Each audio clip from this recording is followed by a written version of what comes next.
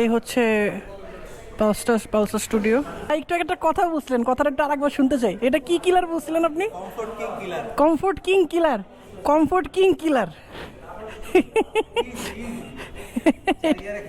4 গিয়ারে খেয়ে দিবে ভাই, এটা 3 গিয়ারে খেয়ে দিবে ভাই, 4 গিয়ার লাগবে না ভাই। টপ এন্ডের কথা ওইটা নিয়ে আপনি চিন্তা কেন করতেছেন? ওটা কি টপ এন্ডের বাইক আপনি বলেন তো?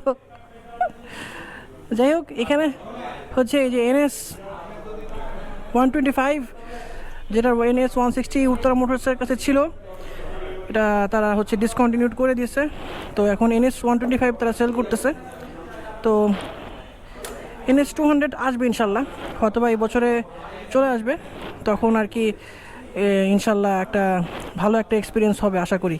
পালসার N160 USD ভার্সন, এটা নিয়ে আমার পেজে অনেক ভিডিও আছে, আপনারা অলরেডি দেখছেন।